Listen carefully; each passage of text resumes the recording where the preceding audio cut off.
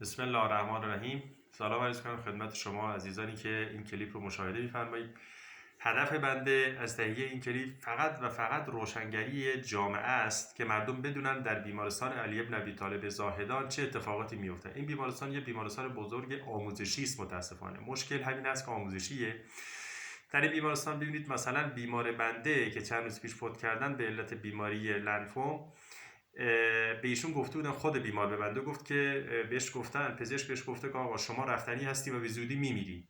و بعد از اینکه فوت کردم من پزشکش رو گفتم، آقای دکتر هاشمی، سید مهدی هاشمی، متخصص خون و سرطان، بهش گفتم شما چرا این حرفو بهش زدی؟ گفت من نگفتم، شاید شاگردان گفتن. یعنی عزیزانی که دوره رزیدنتی یا انترنیش رو میگذرونن میان بر سر بالین بیمار و هر چه که بیمار ازشون درخواست میکنه یا هر چه دلشون میخواد به بیمار میگن.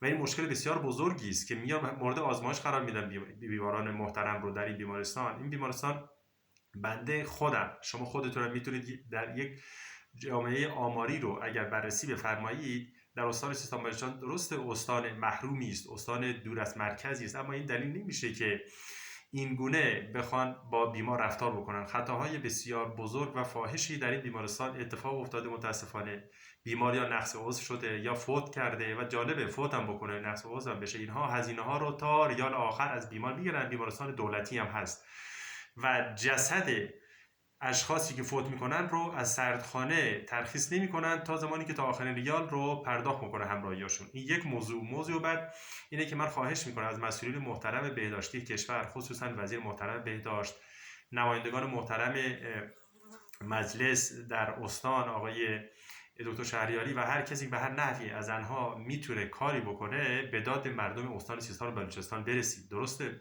استان دور از مرکزی است، مردمان کم اطلاعی داره، این دلیل نمیشه که حقشون اینجوری تضییع بشه. یه مرکز آموزشی مجزا از این بیمارستان احداث بکنید که مردم بدونن به اون مرکز وقتی میرن مرکز آموزشیه، نه اینکه مردم رو مورد آزمایش و بررسی و کنکاش قرار بدن، مورد کالبوتریگرافی و تشریح برای دانشجویان پزشکی قرار بدن اینجا و در آخر پاسخگو نباشن. من خواهش میکنم از مردم عزیز استان سیستان بلوچستان اگر وسعشون میرسه، دستشون میرسه، بیماران خودشون رو، خصوصا بیماران بدحال و صعب العلاج یا لاعلاج که اگر براشون اهمیت دارن، این بیماران رو ببرید به مراکز مجهز سطح کشور مثل مراکز نمیدونم شهرستان شیراز یا تهران یا مشهد. به اینجور مراکز مراجعه بفرمایید و بیماران رو که اگر براتون جانشون مهمه به این بیمارستان علی بن ابی طالب زاهدان نیارین که اینجا خیلی به جان مردم اهمیت نمیدن. در پناه الله باشید. متشکر و ممنونم.